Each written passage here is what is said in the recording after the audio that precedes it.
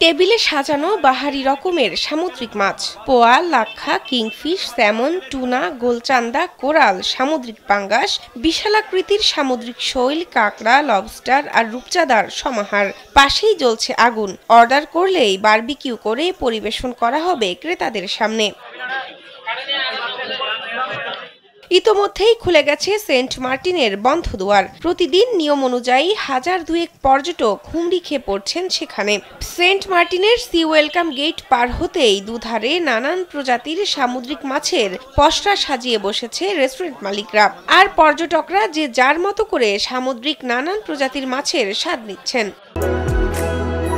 বাংলাদেশের একমাত্র multinational tiles brand আরএকে ceramics. এখানে খুব তাজা তাজা মাছগুলো পাওয়া যায়।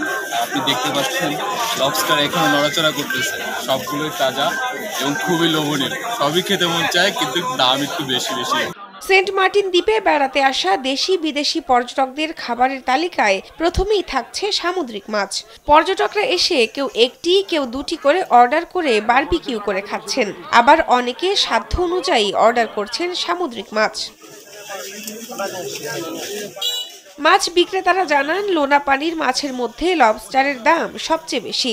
মেকিং চার্জ সহ কেজিতে বিক্রি হয় 1800 থেকে 2000 টাকায়। ব্ল্যাক কোরাল কেজিতে 900 টাকায় বিক্রি হচ্ছে, আর ফ্রাই করা কালো চান্দা কেজিতে বিক্রি হচ্ছে 900 থেকে 950 টাকায়। অন্যান্য মাছ প্রতি পিস 100 থেকে 150 টাকা দিয়ে পাওয়া যায়। মাঝারি আকৃতির রূপচাঁদা প্রতিটি 350 থেকে 400 টাকায় বিক্রি হয়।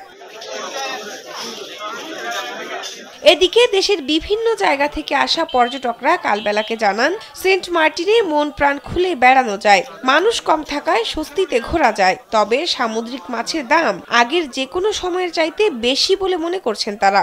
এখানে বেসিক্যালি অন্য টাইমে এসে দেখেছি আমি অনেক বেশি গ্যাদারিং থাকে, বাট এখন অনেক ফ্রি, সো আমি অনেক এনজয় করতেছি।